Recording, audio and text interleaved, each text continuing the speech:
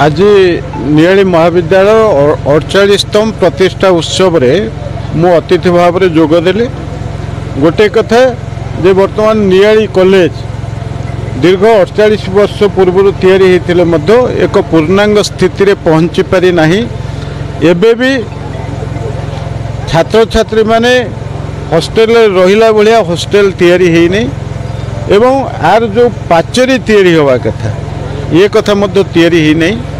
तेणु मोटामोटी भाव में जो भली भाव में गोटे राजनैतिक पृष्ठपोषकता ये नियाली कॉलेज पई आवश्यकता थिला। जो माने एठी प्रतिनिधित्व करिकि जाइचंती सेमानकर अनुदान अवदान विशेष भाव में ये कॉलेज पई न रहिबा कारणरू ये कॉलेज रो अनेक आवश्यकता आज पूरण हो पारि नाही। तेणु से दृष्टिकोण निश्चित भाव में आमे एठी सांसद एवं विधायक एवं स्थानीय आमर जो नेतृत्व अच्छा बीजेपी नेतृत्व ये आमे समस्ते मिलमिशिक किभली भाव में ये कॉलेज विकास हो पार एवं हॉस्टेल तैयारी हो पार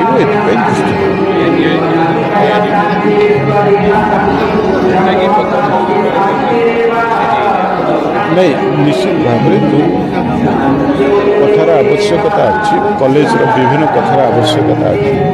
से जो आर्थिक व्यवस्थार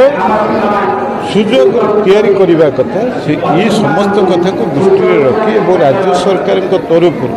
किभली भाव में शिक्षा विभाग तरफ हो कि अन्य व्यवस्था हो जदि किसी आर्थिक सहायता करा जाई पारिबो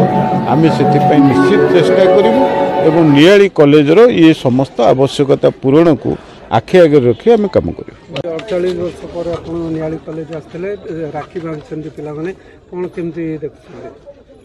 48 वर्ष पर आसिली आपन तो निजे कहले 48 वर्ष रे नियाली कॉलेज प्रथम थर आसिली आसिला पहुँचला पर पिला माने आपन राखी बांधिले भाई कले कौन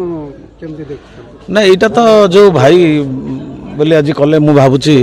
मु भी बहुत स्कूल कॉलेज गलानी किंतु जो भाई बोली जो आज मते सम्मान मिली नियाली कॉलेज रो तेणु ये सम्मान को मु केमिति निभेबी आउ जो गोटे भाई रो जो भौणी प्रति जो दायित्व अच्छी से दायित्व को किभली भाव में आमे मु तुलेबी सी गोटे मो पे गोटे बहुत बड़ चैलेंज हम आउ जो भौणी मैंने आशा भरोसा मो पर करिसेंती जे गोटे भाई किभली भाव में भौणी की सुरक्षा दिए निश्चित भाव में भौणी मैंने से सुरक्षा से स्नेह ममता से भल पाइबा निश्चित भाव में मोर नियाली कॉलेज रो भौणी मान प्रति रहिबो। तथापि सर कौन आपण देखुछंती आसिला परे कौन सब कमी रही कॉलेज रो कमी तो बहुत निश्चित रही एटा दुखर भी विषय मु जो कहली 48 वर्ष कॉलेज हो गलानी किंतु गोटे सभागृह कॉलेज रे नाही या दुखर विषय कौन हो पारे मु एबे जो कहूले बाउंड्री वाल नथिला मु आसिया पूर्व मो वीडियो को कही बाउंड्री वाल केमती हम आउ एठी हॉस्टेल गोटे एते दिन है पड़ी रही हो पारुनी मु देखला पर मु अनुभव करुच्ची जे ये जो हॉस्टेल सभागृह आउ जहाँ किसी कमी अच्छी कॉलेज रो उन्नति करने मु निश्चित भाव में महाविद्यालय अध्यक्ष सांगे आसिकी परे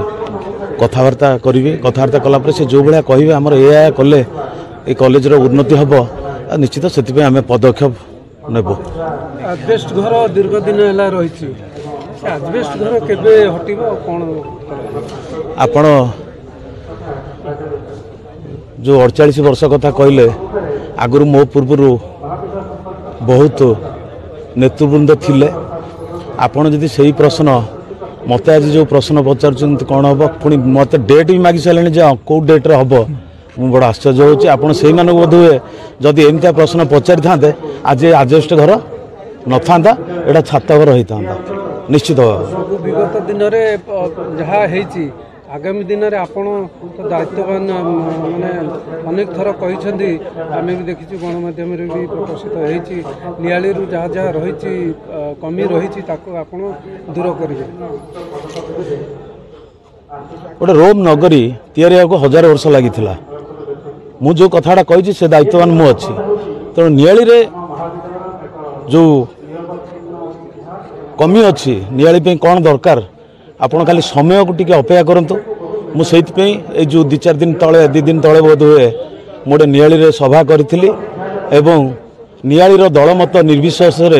जनसाधारण कही नियालीर कि भाव उन्नति हम से समस्त आसतु मिलित भाव में मिसिक करवा तेणु आप समय को अपेक्षा करूँ नियाली कौ जगह को जाकि पहुँचब से खाली समय कह भाई ना आपण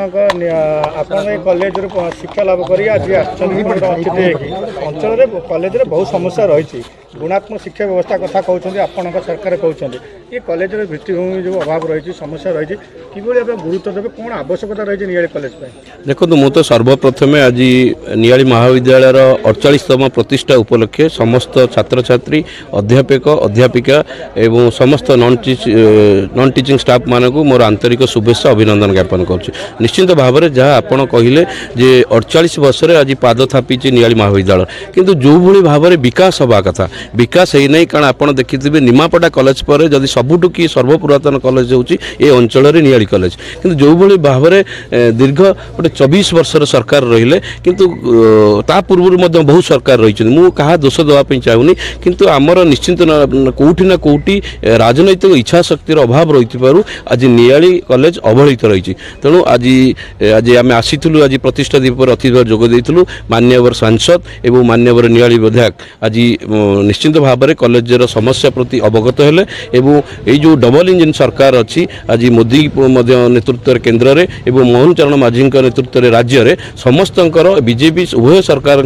निष्पत्ति शिक्षार गुणात्मक मान को आगू नवा एवं प्रत्येक शिक्षानुष्ठान को सामूहिक विकास करवा कारण शिक्षार सामूहिक विकास हेले ही आम अंचल विकास हम आम अंचल सामाजिक क्षेत्र में आरंभ कर अर्थनैतिक क्षेत्र में विकास हो तेणु निश्चित भाव में ये कॉलेज को बहु आगू नापी जो पछरे पड़ जाए बहुत दिन है तेणु आग को आम निश्चित भाव में मु तो विधायक एवं सांसद पछरे गोटे गुंडुचुड़ी मूषा